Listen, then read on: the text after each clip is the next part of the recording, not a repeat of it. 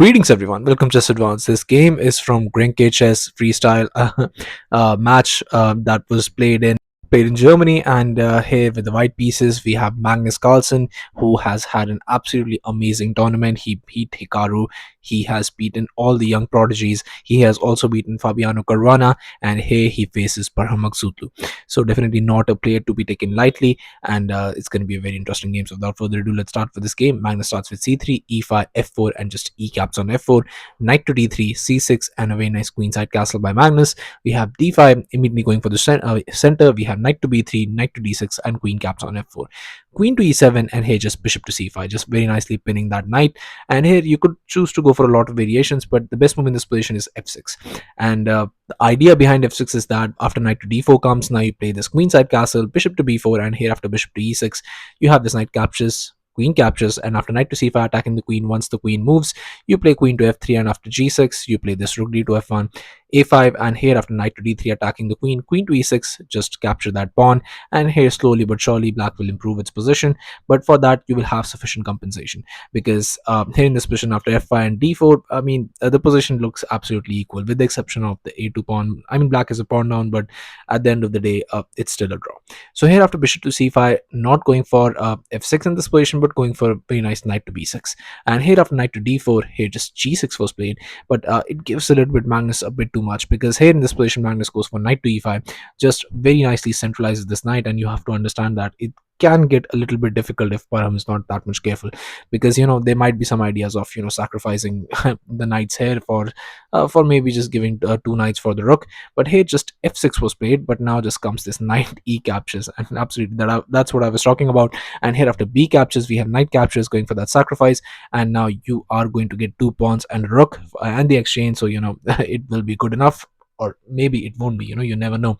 Two knights can be very much difficult to play against in endgame, and they can be very annoying. Here queen to c7 was played, but just queen to e3 check, king to d7, and now finally capturing it on d8. We have knight captures on d8, just getting that exchange back. And here we have this queen caps on d8, but now just h4.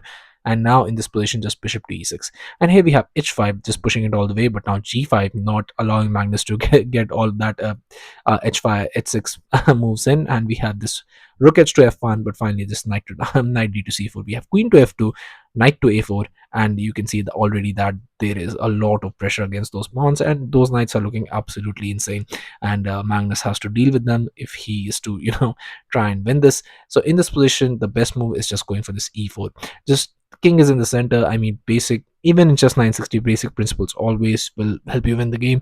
King is still in the center, open as many lines in the center as possible. And after knight caps on b2, you play e captures, bishop captures, queen to d4. Most likely king to c8 will be played, because that king will not be will not be looking that good once under the shadow of the queen.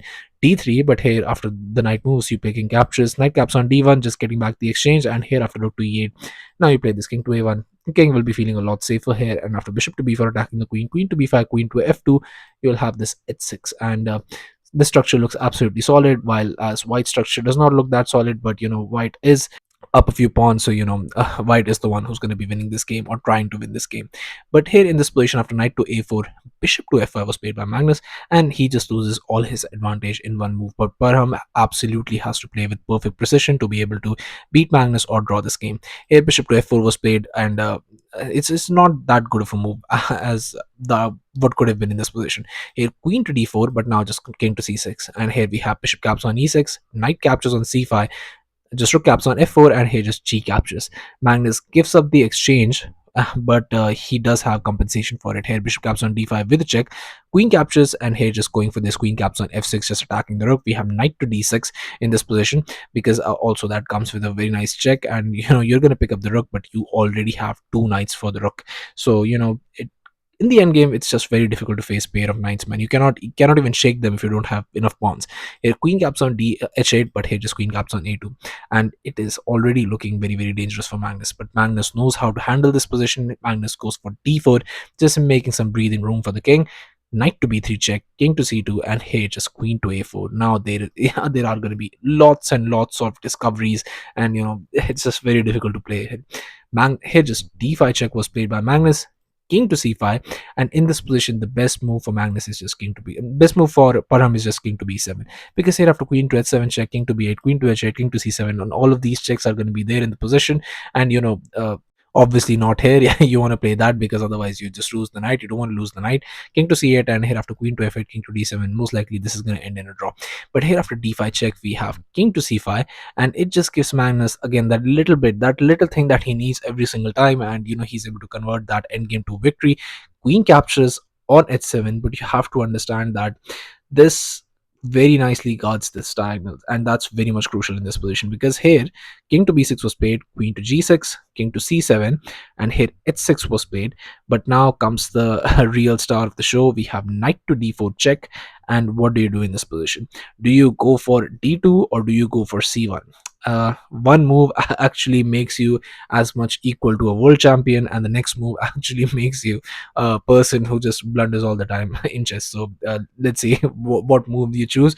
So you can pause the video here and you can try the move for yourself. It's absolutely an insane move, because in this position, if you go for king to d2, your world is just going to collapse around you, because it's absolutely insane. You'll get this check, and if you dare to take the knight, then comes the very nice knight check, and that opens up a discovery. If you try to defend it, then comes this beautiful royal fork, and it would be completely losing. So here after knight to d4 check, we have king to c1, only move in this position, and this does not work because you can block.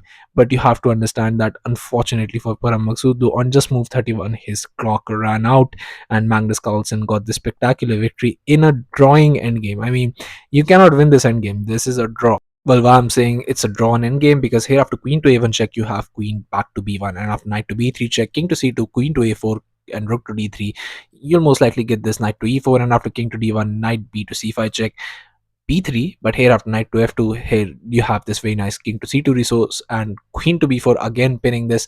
But you have this very nice queen to f1, and after everything gets traded off in this position, you'll most likely be where white will have this pass pawn, black will have this pass pawn. Most likely is going to end in a draw.